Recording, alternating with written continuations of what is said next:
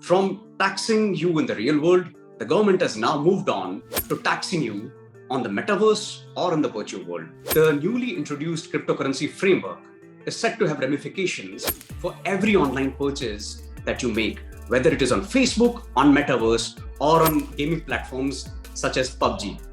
I'm Sachin Dave, Senior Editor with Economic Times, and we'll go through what is the announcement and what is the impact that you will have from here on.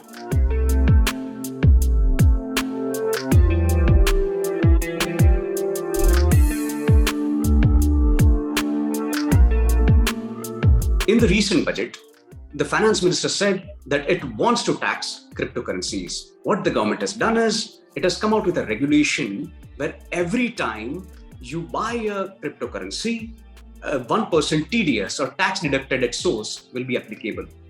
Not just that, anybody who is receiving or is getting gifts of cryptocurrencies will also face 30% tax. Now, what has happened is that the government has not named cryptocurrency per se in the regulation. Instead, the government has used the word virtual digital assets.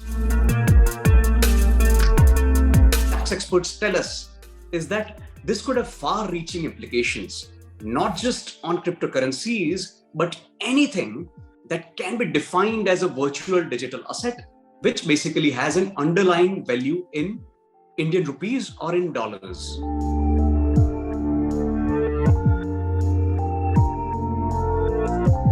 So one may wonder that how can a cryptocurrency law impact virtual assets? Now let's go for an example. In the Metaverse, you may have heard that recently a couple got married in Chennai on Metaverse. Now imagine that couple getting married.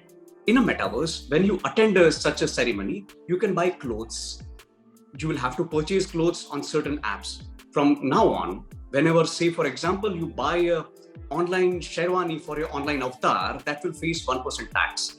Not just that, if you decide to give some gift to that couple, and if the underlying value of that gift can be converted into Indian rupees or any other fiat currency, then that too will face 30% tax for the receiver.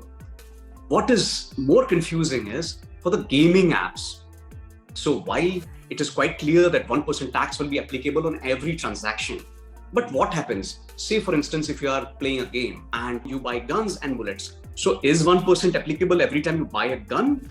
These are very, very complex questions that the government probably may not have thought through, or the government may have deliberately kept the definition a little vague so that it can always cover these sort of transactions if the virtual world evolves going ahead.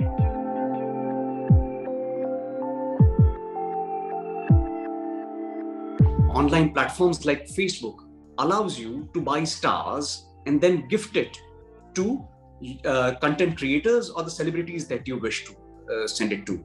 Now, these stars are essentially bought online through money, right? Tax experts tell us that as per the definition of virtual digital assets, even these stars can fall into the broad definition of virtual digital assets because essentially it has an underlying value of Indian rupee or dollar for that matter.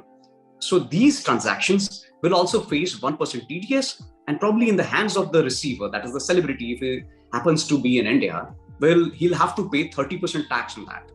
Apart from that, certain dating apps, such as Gleeden, allows you to buy certain points. This, when you buy these points, it allows you to access certain facilities.